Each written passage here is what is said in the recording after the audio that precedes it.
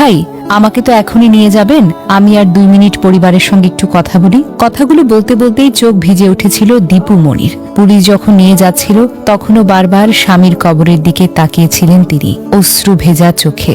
মাত্র 12 ঘন্টার জন্য প্যারোলে মুক্তি দিয়েছিল সরকার স্বামী ব্যারিস্টার তৌফিক নওয়াজকে শেষ বিদায় জানাতে। বৃহস্পতিবার ভোরবেলা কঠোর নিরাপত্তায় প্রিজন ভ্যানে করে কারাগার থেকে বের হন তিনি। কলাবাগানে সেই পুরনো বাড়িতে পৌঁছান সকাল 8:30টার পর। যে বাড়িতে একসময় তাদের প্রথম দেখা হয়েছিল, সেখানে প্রিজিং ভ্যানে রাখা স্বামীর মরদেহ দেখে দীপু মনি আর নিজেকে ধরে রাখতে পারেননি। অশ্রু ভেজা চোখে ভেঙে পড়েন। পরিবারের সদস্যরাও সেই মুহূর্তে নীরব হয়ে যান। এরপর মরদেহ নেওয়া হয় গুলশান আজাদ মসজিদে। জোহরের নামাজ শেষ হওয়ার পর সেখানে জানাজা অনুষ্ঠিত হয়। দীপু মনিও সেখানে উপস্থিত ছিলেন। পুলিশের কড়া নিরাপত্তার ভেতরেই তিনি স্বামীর শেষ নামাজে অংশ নিয়েছিলেন। জানাজা শেষ হলে মরদেহ নিয়ে যাওয়া হয় বনানী কবরস্থানে। বৃষ্টি পড়ছিল, আকাশ মেঘাচ্ছন্ন, কবরস্থানের মাটি ভিজেছিল। তৌফিক নওয়াজকে শায়িত করা হয় তার বাবা আমিনুর রহমানের কবরের পাশে, মা খায়রুন্নেসার কবরের কাছেই। একই জায়গায় বাবা মায়ের পাশে চিরনিদ্রায় শুয়ে পড়লেন তিনি। দীপু মনি সেখানে দাঁড়িয়েছিলেন। বৃষ্টির ফোঁটা তার চোখের জলের সঙ্গে মিশেই যাচ্ছিল। মেয়ে তানি কবরে মাটি ছড়িয়ে দিলেন। দীপু মনি কিছুক্ষণ নীরবে দাঁড়িয়ে রইলেন স্বামীর কবরের সামনে। চোখ সরাতে পারছিলেন না, যেন আরো একটু সময় চাইছিলেন শুধু তাকিয়ে থাকার জন্য। কবরস্থান থেকে বের হওয়ার পর তিনি নিজের বাবা MA ওয়াদুতের কবরও জিয়ারত করেছেন। সেখানেও কিছুক্ষণ দাঁড়িয়েছিলেন। তখন সময় ফুরিয়ে আসছিল।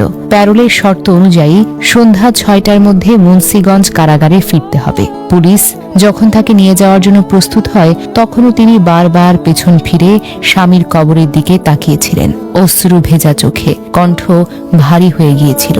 তখনই তিনি বলে উঠেছিলেন, পুলিশ ভাই, আমাকে তো এখনই নিয়ে যাবেন, আমি আর 2টা মিনিট শুধু পরিবারের সাথে একটু কথা বলি। 2 মিনিট, শুধু 2 মিনিট। সেই 2 মিনিটও হয়তো পুরোপুরিভাবে মেলেনি। তারপর আবার সেই প্রিজন ভ্যান, আবার সেই কারাগারের পথ। সন্ধ্যা 6টার মধ্যে তাকে ফিরিয়ে আনা হয় মুন্সিগঞ্জ জেলা কারাগারে। এটাই বাস্তবতা। একজন স্ত্রী স্বামীকে শেষ বিদায় জানাতে পেয়েছেন মাত্র 12 ঘন্টা।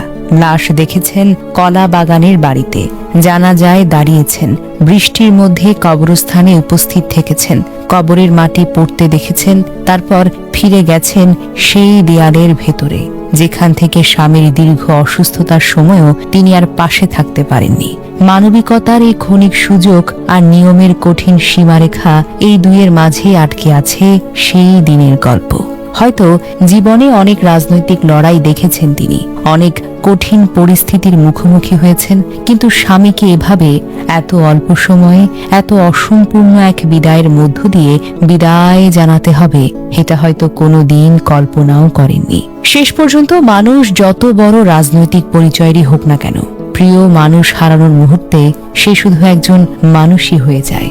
আর সেই মানুষটির চোখের পানি বলে দেয়, কিছু বিদায় মেনে নেওয়া যায়, কিন্তু কিছু বিদায়ের জন্য মানুষ কখনোই প্রস্তুত থাকে না। আহা জীবন, আহা রাজনীতি। আর হ্যাঁ, একজন স্ত্রীর মাত্র 12 ঘন্টার শেষ বিদায়।